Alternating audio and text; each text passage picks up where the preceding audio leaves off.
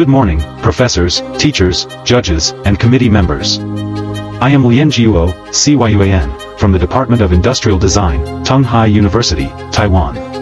Today, I will be presenting a series of innovative inventions and improvements addressing the discomfort and numerous problems caused to passengers by the suspension system and vibrations generated during operation in low-chassis buses. These improvements also aim to address the risks of accidents faced by people with mobility issues and those who have difficulty getting on and off the bus.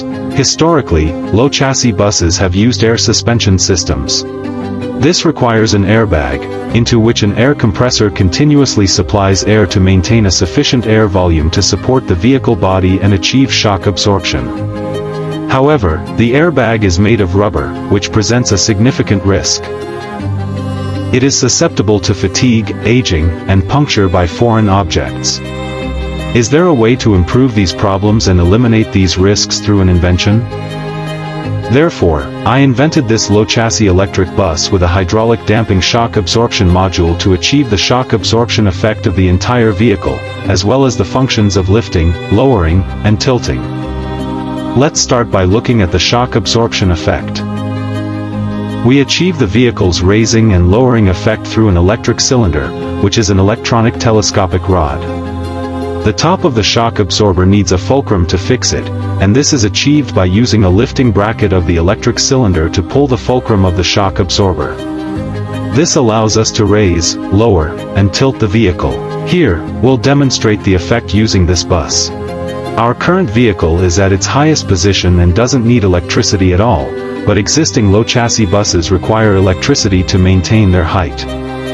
Why is that? Because airbags need air compressors need to run continuously.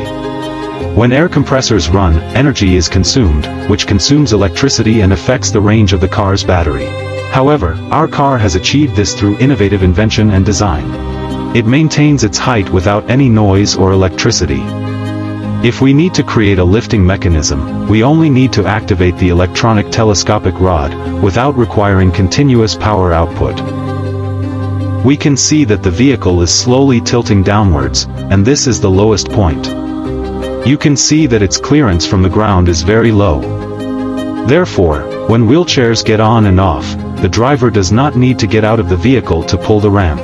The wheelchair can be pushed directly through an indoor ramp, or the person with limited mobility can get on and off the vehicle independently, achieving stepless entry and exit, which can greatly reduce the time required for stopping and the chance of the vehicle being late. Now that our vehicle has been raised, you can see that its ground clearance is very high, even higher than that of existing low-chassis buses.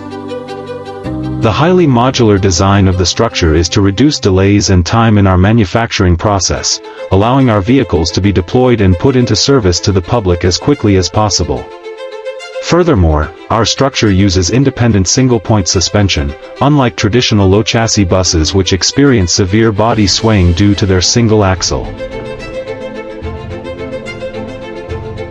We use independent suspension for all our vehicles, and you can see that our vehicles have a shock-absorbing effect when lowered.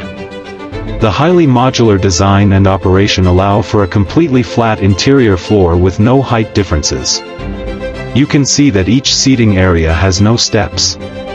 Because we are not limited by the chassis mechanism, we have solved the problem of steps in the floor through modular design. This has greatly alleviated the difficulties faced by people with mobility impairments who have to step over steps to get in and out of the vehicle. We hope that this project can be implemented and serve the public in the future. We have applied for utility model and invention patents for this project, and they have all been reviewed. We hope that we can make this bus more feasible in the future, and we also hope that the review committee members can give us their support to continue to advance our project.